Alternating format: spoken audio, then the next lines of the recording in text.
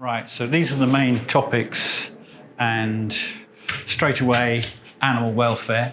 So over 60 billion animals, not including fish, killed every year in meat, dairy and fish industries.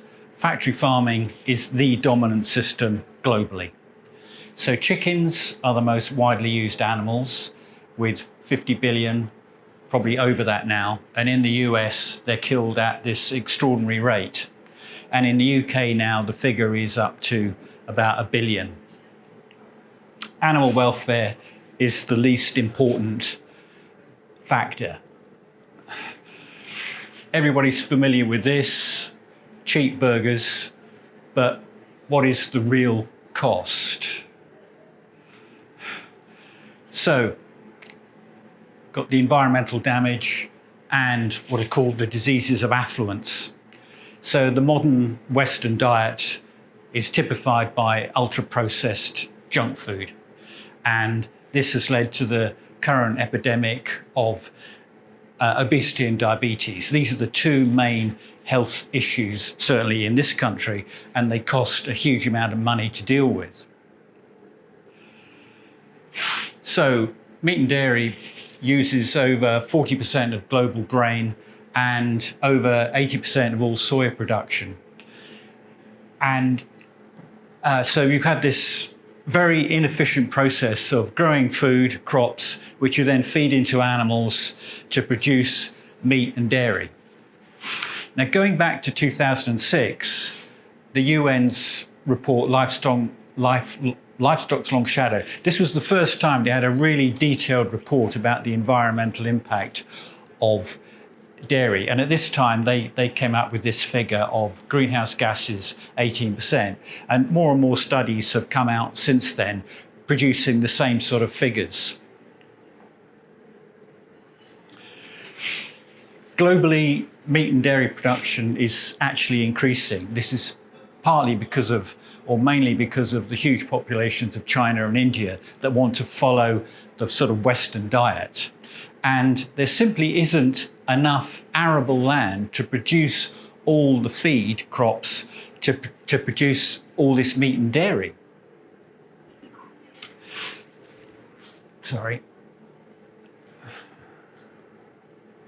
Right, environmental impact, all the familiar things: soil erosion, water pollution, deforestation, loss of biodiversity, and of course greenhouse gases, which ruminants, cows, sheep, etc., produce a lot of methane. So during the course of the 20th century, there was this huge change from food grains to feed grains. That is, instead of growing food and then eating it directly, this process of growing food to feed into animals in this incredibly inefficient process. And it is hopelessly inefficient. So what's called the feed conversion ratio, FCR, and red meat, beef is the worst. That's a 10-to-1 ratio. So 5 times the amount of food could be produced if this feed was fed directly to people instead of animals. Human population currently over about 8 billion and estimated to increase by the middle of the century. Now, Tim Lang has said, with increasing demand for animal protein, we will need 5 planets. But the problem is you've got vested interests, farming and the food lobbies, food subsidy systems such as the EU CAP, that's the Common Agricultural Policy, and cultural attitudes. George Monbiot's book, which came out last year, he says, farming is the world's greatest cause of environmental destruction. And also the biggest population crisis is not the growth in numbers, but the growth in livestock numbers. So we've gone out in less than 60 years, the world's wildlife has been absolutely decimated, and we've replaced all those animals with domesticated cows, sheep, pigs, etc. Also, the idea that pasture-fed meat is good, it's environmentally friendly or anything like that. And he says quite clearly there might be no more damaging farm product than organic pasture-fed beef. Also, he's very he's very good on sheep, for example. Well, he's very critical of sheep farming. And he says that in the UK, they occupy about 22% of the entire farmed area, but supply just 1% of our food in terms of calories. So again, this is hopelessly inefficient and very wasteful. Right, so there have been various studies that come up with different figures. And this one from Oxford University came up with that if you went vegan, you could reduce your carbon footprint by nearly 3/4. Now, back in 2013, when the horse meat scandal occurred, this threw up a whole lot of issues, and a lot of particularly why it's okay to eat certain animals in different cultures, but not to eat others. So it was very interesting to see people on TV who were outraged that I thought I'd been eating a dead cow and it was a dead horse. I'm absolutely disgusted. Now, I think to a lot of people here, that the contradiction of that is quite ridiculous. But also the fact that it did show up the complex nature of the modern food system, but also the fact that I think to date there's only been one prosecution despite this. So we have what we call selective sensitivity. Most people will be very concerned about these sort of animals. The more cute and cuddly, the more, oh, look at them, all this sort of factor. But most people don't really care about these particular animals. Humans have a long history of using animals for sport, gambling, and entertainment. Now, one of the proposals is the idea that we can have what is called test tube or lab-grown meat as a way of solving the world's food crisis. So this article is 2011, so that's 12 years ago, and they're making these claims about how much lab-grown meat they can do. The first lab-grown burger was shown to the public in there was this big sort of thing for the media on that date. And as far as I'm aware, I think the only place in the world you can go out and eat lab-grown meat is in Singapore. Now, and this week's Sunday Times magazine had another big article about lab-grown meat and a British startup that is going to follow. There's all the same claims that are going on here, and this dates back to 2011. Now, why are we wasting all this money on this ridiculous nonsense?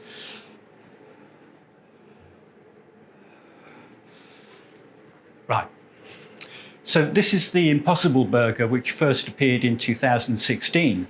And when this appeared, I thought, well, this is a game changer, which in some ways it really is, because it's been a success, and also other people have followed in with their own versions of this. This is like a burger that mimics the so-called real thing.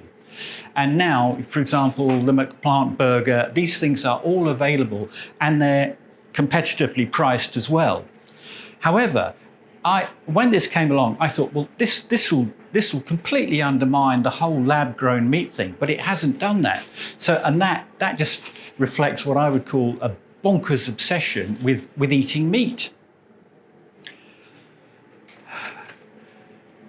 Now, I haven't got the latest figures, but it's over 70% of all chickens sold are infected with Campylobacter. Most people haven't heard about this one, but it's the horse meat scandal. The media like to refer to that as Britain's biggest food scandal. It definitely isn't.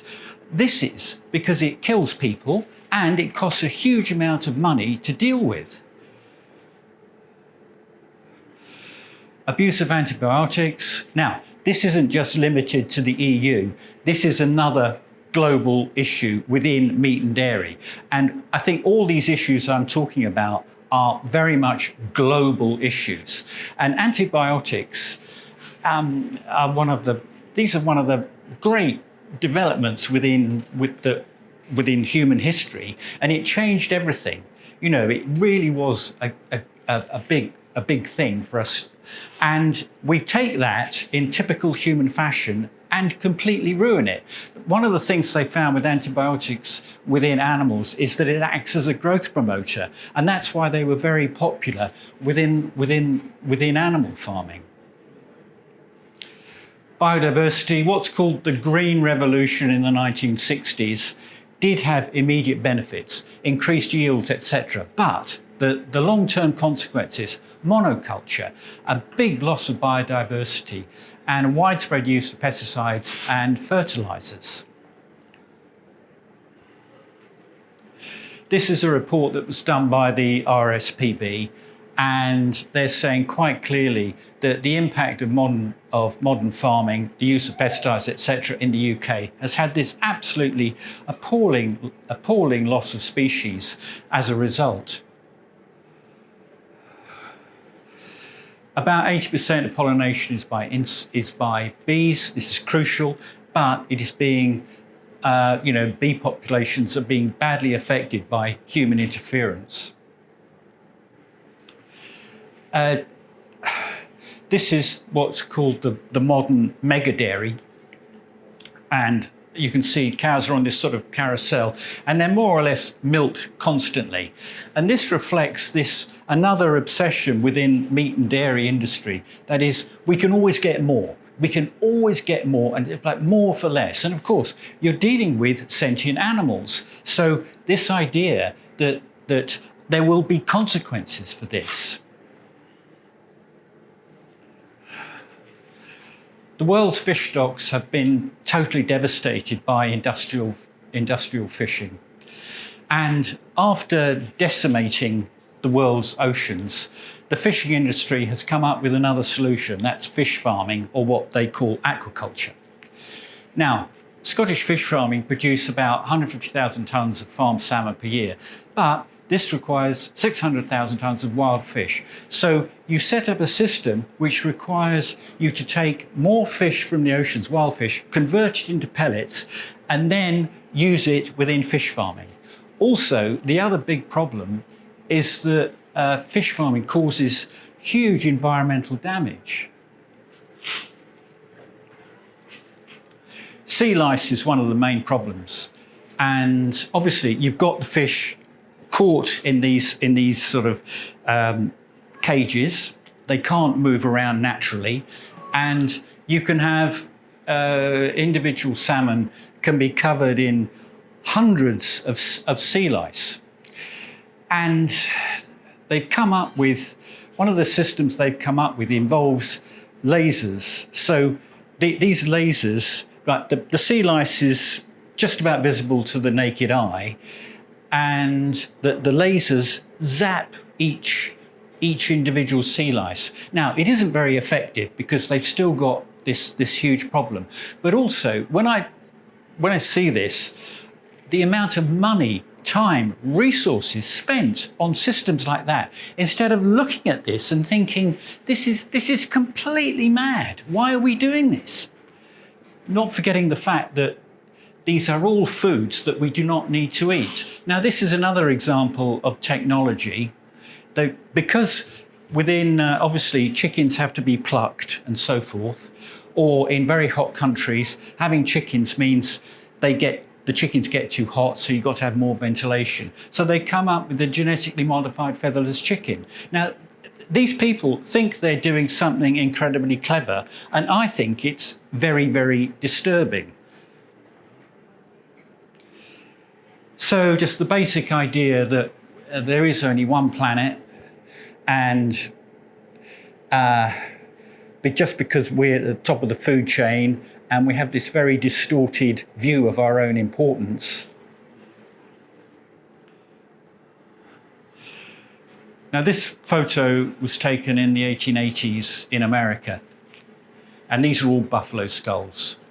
So when the Europeans started to move through the West in America, they wanted to introduce cattle, and the buffalo were basically in the way. So the buffalo can't be, they're not suitable for being domesticated. They're not docile, they don't breed well in captivity. So basically, the human solution to that is wipe them out. Now, by the end of the 19th century, there were just a few hundred buffalo left. Unfortunately, they weren't completely wiped out.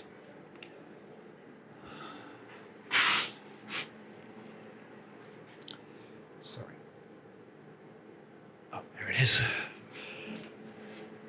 So we have humans. We've wiped out 2/3 of the world's wildlife in just 50 years. And as I've said, we've replaced all the wild animals with billions of cows, sheep, chickens, etc. And we are just 0.1% of all life, but we've had this really devastating impact on the planet. And the fact that it's occurred in such a short period of time. The badger cull is a good example of where a vested interest decide they've got a problem. Now, this is bovine TB. It's bovine, it's within cows. But the dairy industry said are blaming badgers. Now, badgers carry TB, but it's not badger TB, it's bovine TB. So the solution is wipe them out. And of course, it doesn't actually work.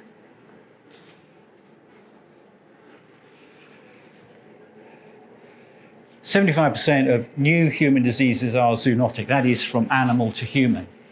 60% of the known infectious diseases come from animals, and human activity is crucial to this. So the COVID pandemic was caused by a zoonotic disease.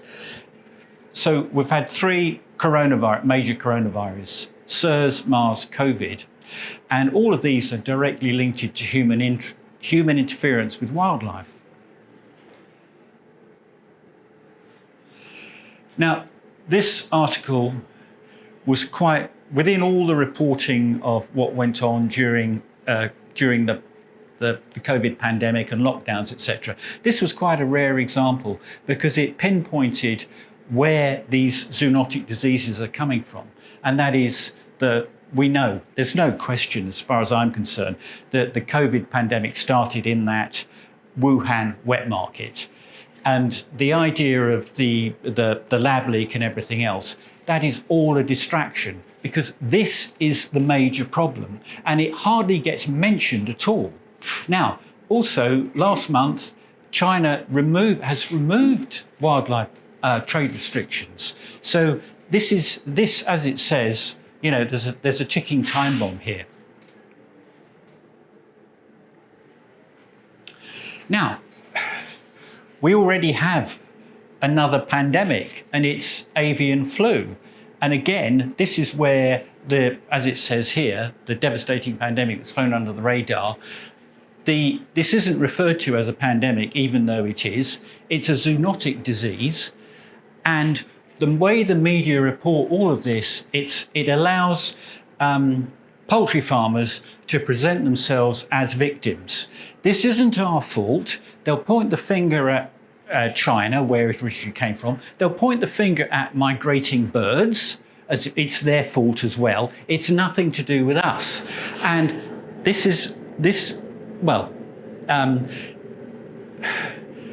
I think we could be entering an era of pandemics. It's bad enough with all the environmental stuff and climate change, but this as well is a huge problem. So this was an article in 2017 saying, you know, is this really the end of meat, the rise of veganism and etc. Unfortunately, I don't think that is the case. Now, last summer, the Netherlands, this was the first government in the world to specifically say, to pinpoint livestock farming as a major cause of emissions and say we have to do that. We have to do something about it. So the farmers organised these protests which involved old tyres, hail bays and manure, piled them all up, set them on fire by motorways and caused a lot of problems. Now, all sorts of people started backing the farmer, including right-wing groups, conspiracy theorists. They believe they dispute climate change or anything to do with the fact that meat and dairy is a problem or anything like that. And even Donald Trump, in one of his rallies, came up and said, we support the Dutch farmers in their fight against tyranny. It's unbelievable. So this highlights the problem of trying to introduce any sort of reforms. They will do everything to block it. Now, the Netherlands is quite a small country. There's the human population is 18.5 million, and they've got 5 times that number of animals within their farming. So it was the idea, if the idea was to say, let's start here as a sort of trial, that shows you what happens. So we humans, we've only been around for just over 200,000 years. And, we have this appalling arrogance and ignorance about ourselves, but we are having these devastating impacts on the planet. So we've got the good side and the bad side of humans and this appalling arrogance, but we have to change.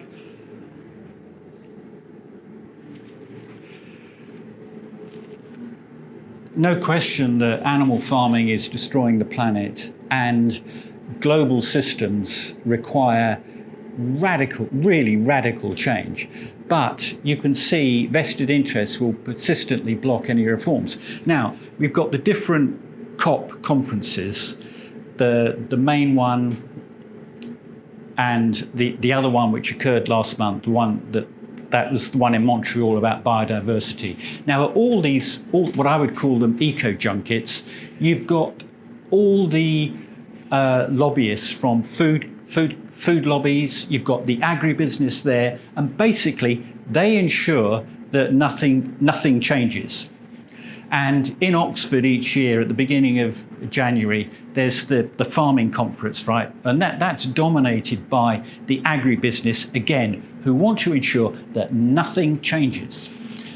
However, but the biggest impact that individuals can make about all of this is basically to go vegan. It's very effective. And obviously, I would say it was the intelligent choice. I would say it's a very moral choice as well. And yeah, that's it. Personally, I'm 70 years old, and when you get 70, you're offered an annual health check, which I did recently, which is blood pressure, blood test, heart, and your BMI. And when she said, I'm going to do your BMI, I thought, for God's sake, I mean, just look at me. Anyway, all my results were in the ideal range, apart from my BMI, where I was deemed to be underweight, surprisingly. Right, okay, personally again, my dad dropped dead of a massive heart attack when he was 68. He was overweight, he smoked, he had a terrible meat-heavy, butter-heavy diet, and that killed him. Now, you don't have to be, you don't think, oh, that's going to happen to me. We can be in control, a large degree of control of our health and fitness. And I know vegan friends who are very healthy. The old chestnut was always B12. You can't, which is true. You can't get B12. Well, that's no longer a problem because a lot of foods like soya milk, etc., are fortified with B12. Also, that B12 thing. I mean, we need tiny amounts of B12, and so you only need small amounts. If you are worried about that, then you can take a supplement. I don't personally take any supplements, but I mean, just on that idea, I sort of think when I'm discussing this with people, I'm always thinking, I want to be in control of my long-term health and fitness, and I feel that a good vegan diet is really good for your health. Yesterday on the radio, there was this news item that they're going to expand the availability of statins. And this is about high cholesterol and blood pressure, right? Now, yeah, yes. Now, statins are these are one of the most profitable drugs that the pharmaceutical industry have ever come up with. So they like the idea that there's going to be more of these being consumed, but they have done. There have been studies which have shown you take people on statins, you change their diet to a predominantly plant-based diet, and they do some decent exercise, and suddenly they can come off statins. This bonkers idea, and people now think, oh, I've got this problem. Just give me sort it out with some pills, instead of actually taking control of your own health and fitness. But yes, obviously, I would argue that. I mean, I would say that certainly meat and dairy, you're better off without them. I think they can cause serious health problems. I mean, we now know, for example, the importance of fibre in the modern diet. Well, the plant-based diet is going to be, it's going to be full of fibre. Meat contains no fibre whatsoever, and that's something. When you mention this to people, really? You say, no, it doesn't contain any fibre. And that's why I think there's a direct link between the more meat consumption and bowel cancer, for example.